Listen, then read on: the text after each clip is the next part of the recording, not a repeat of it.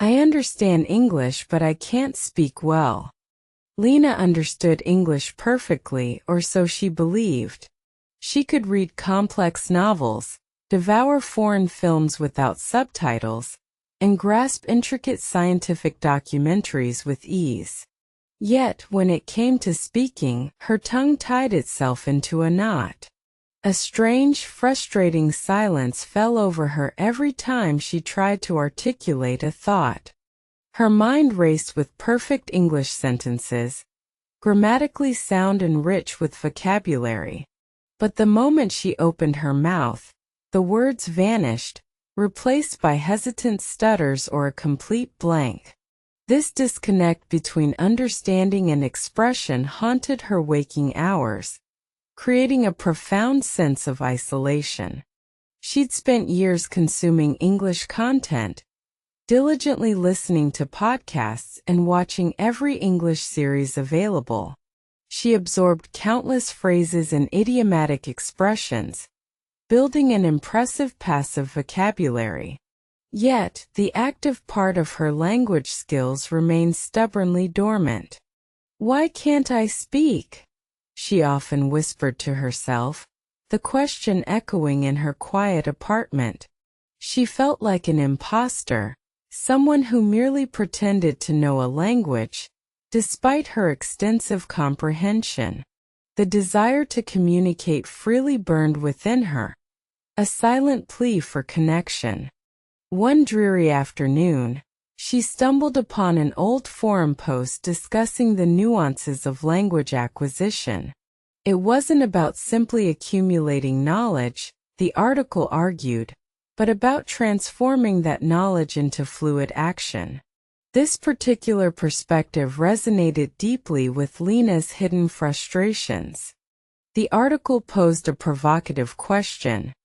Why do you really want to learn English? It wasn't about academic achievement, but about purpose. If the purpose wasn't strong, the journey felt like a burden. This forced Lena to reconsider her own motivations for fluency.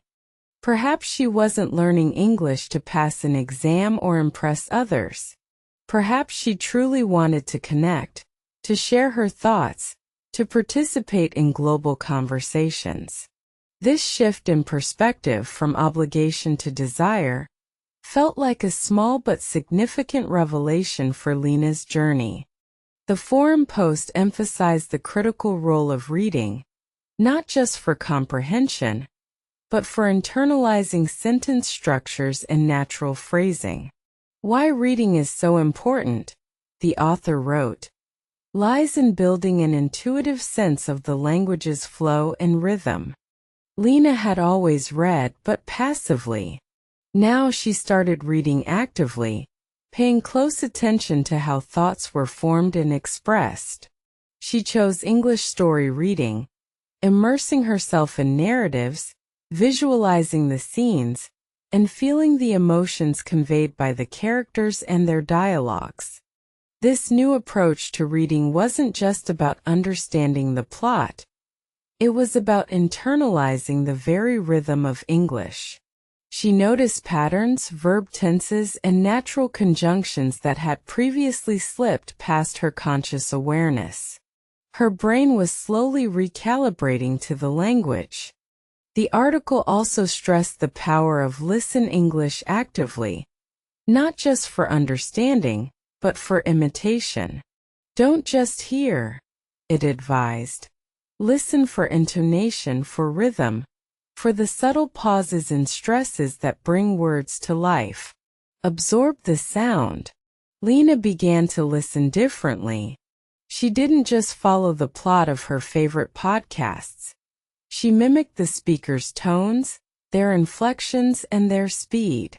She repeated phrases under her breath, trying to match their pronunciation precisely, focusing on clarity. She observed how people speak English in real conversations, the hesitations, the fillers, the natural repetitions. It wasn't about perfection, she realized, but about authentic human interaction. This observation eased some of her performance anxiety significantly and truly inspired her. The forum post then introduced a concept that terrified her. Speaking. How to improve your fluency, it stated boldly, begins with actually opening your mouth, even if it feels clumsy at first. Fluency wasn't about error-free speech, but effortless communication gradually improving over time. This was the biggest hurdle for Lena. The fear of making mistakes, of sounding foolish, had paralyzed her for years. But the newfound understanding of her true motivation began to chip away at this deeply ingrained apprehension, step by hesitant, yet determined step. The article suggested starting with how to talk to people in pairs, as a less intimidating environment than group conversations. A dedicated language exchange partner could provide a safe space for initial attempts at verbal communication, reducing pressure and fostering growth. Lena searched online, a knot of anxiety twisting in her stomach. She found a language exchange app and, after much hesitation, connected with a kind Italian student named Marco, also struggling with English speaking. Their first video call was nerve-wracking but necessary. She fumbled for words, her face burning with embarrassment. Marco, however, was patient and understanding, sharing his own similar struggles. Their shared vulnerability created an immediate, comforting bond, easing Lena's acute self-consciousness, allowing her to relax a little. They started with simple conversations, talking about their days, their hobbies, and their dreams. Lena forced herself to form sentences, even if they felt clunky and slow. Each awkward utterance was a small victory against her long-standing fear of spoken English, a true triumph. Marco often prompted her, "Tell me more about that," or "Can you explain?" He encouraged her to expand on her thoughts, pushing her gently beyond simple yes/no answers. This consistent, supportive interaction was exactly what Lena needed to gain confidence. They used English story reading as a conversation starter, discussing characters and plot points. This helped Lena move beyond rote memorization and apply her vocabulary in a meaningful context, making the words come alive in her mind's eye during their discussions. Lena realized that she often struggled because she was trying to translate from her native language in her head. The forum post had addressed this, advising how to think and speak directly in English, bypassing the cumbersome and slow translation step altogether. This was a paradigm shift. Instead of constructing sentences in her first language and then converting them, she began to force her brain to formulate thoughts immediately in English. It was challenging, but slowly, it became more natural for her to do so. She started narrating her daily activities in her head, silently in English. "I am walking to the kitchen. I need to make coffee now." This constant, internal monologue in English helped rewire her thought processes over time, making her faster. The challenge of how to learn words effectively also came up.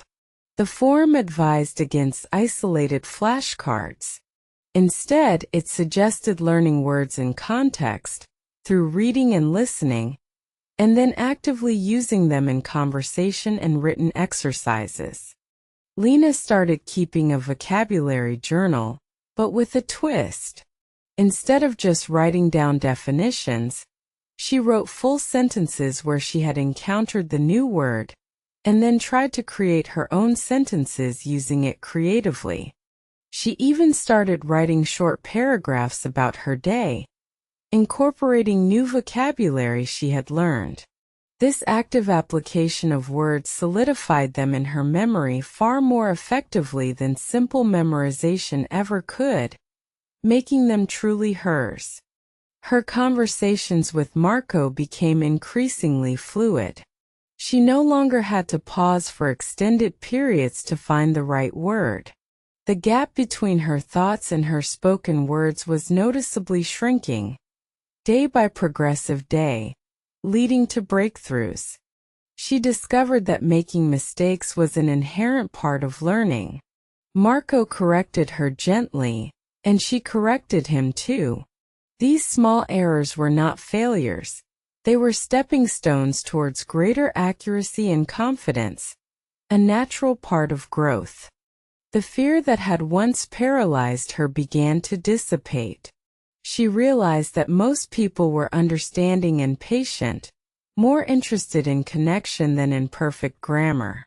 This liberating realization allowed Lena to speak more freely and genuinely.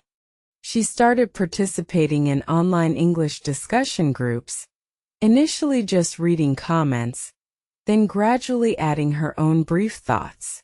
Each small contribution felt like a monumental achievement for her burgeoning confidence, opening new avenues for practice.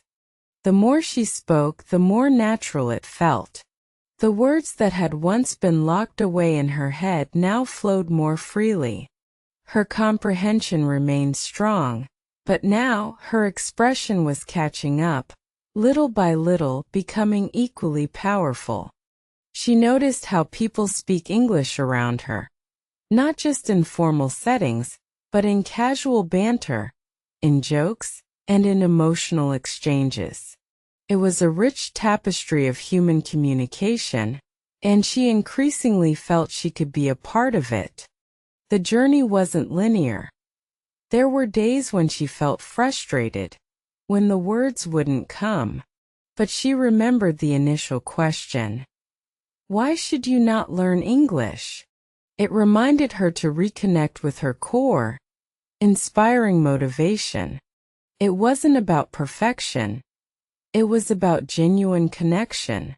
If she stopped focusing on flawless English and instead focused on conveying her true message, the anxiety diminished significantly, paving her way forward, allowing for true expression.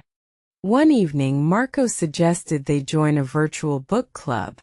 Lena hesitated, but then thought of her newfound courage. This was a perfect opportunity to practice English story reading in a social context, combining her skills.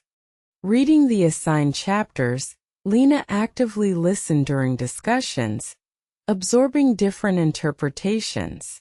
When it was her turn to speak, she found herself articulating her opinions with surprising clarity and confidence, a new and empowering feeling. She was no longer just understanding English, she was using it. The language was transforming from a passive skill into an active tool for expression, for interaction, and for genuine human connection across global boundaries, expanding her world. Her fluency improved dramatically. It wasn't just about speed. It was about the naturalness of her delivery, the appropriate intonation, and the confidence in her voice. She sounded like herself, but in English, a truly remarkable achievement. The process of how to improve your fluency was a holistic one, encompassing all the strategies she had adopted. Each piece, from reading to listening to speaking, contributed to the grander mosaic of her progress, creating a synergistic effect. She started giving impromptu mini-presentations to herself in English, standing in front of her mirror. She talked about her day, her dreams, even hypothetical arguments, practicing articulating thoughts without a script or prior preparation. This self-practice, mimicking how people speak English naturally, helped her organize her thoughts directly in English. It bridged the gap between thinking silently and speaking aloud spontaneously and effectively, building significant internal strength. She also made sure to immerse herself in English culture. Watching interviews, documentaries, and even stand-up comedy. This exposure provided nuanced context for idioms and cultural references, enriching her understanding and making her speech more authentic. The joy of expressing herself freely was immense. She could finally share her humor, her opinions, and her deepest thoughts with English speakers, opening up a whole new world of relationships and opportunities she had never considered possible. Her journey reinforced the idea that why reading is so important goes beyond comprehension. It provides the mental blueprint for effective speech, internalizing grammar and sentence structure effortlessly, forming a strong linguistic foundation. Active Listen English was her secret weapon for pronunciation and rhythm, allowing her to imitate native speakers' patterns naturally, making her speech sound authentic and much more engaging to others, significantly improving her delivery. How to talk to people in pairs proved to be the least intimidating and most effective way to start speaking consistently. The supportive environment accelerated her progress exponentially, building confidence and breaking down her speaking barriers. The transition from how to learn words in isolation to learning them in context and actively using them was a game changer for her vocabulary acquisition and retention. Words stuck much better now, integrated into her active lexicon. Most importantly, understanding how to think and speak directly in English liberated her from the mental burden of translation, allowing her thoughts to flow seamlessly into spoken words, empowering her to speak spontaneously. Lena's story became an inspiration to others who understood but couldn't speak. She shared her journey, emphasizing that fluency is not about perfection, but persistence and finding your unique path, tailor-made for your goals. She often told them, "Don't focus on why you should not learn English because of fear or pressure. Find your why. Find your genuine purpose for connection, and the rest will follow, naturally and joyfully." Her initial paralysis had transformed into passionate advocacy. Lena now confidently engaged in diverse conversations, proving that the silent speaker could indeed find her powerful, articulate voice, inspiring many. The path was challenging, requiring dedication and patience, but the rewards were immeasurable. The world truly opened up when she finally found her voice and courageously used it, connecting deeply with others. She connected with people globally, collaborated on projects, and even gave a small online talk about her language journey, something she would never have dreamed possible before, showcasing her incredible transformation. Lena's transformation was complete. From a hesitant listener, she had evolved into a confident, articulate speaker, proving that understanding is merely the first step on the incredible journey to true fluency and communication. And so her story became a beacon for others, demonstrating that the bridge between comprehension and speech is built with courage, consistent practice, and the unwavering belief in one's own boundless potential to grow.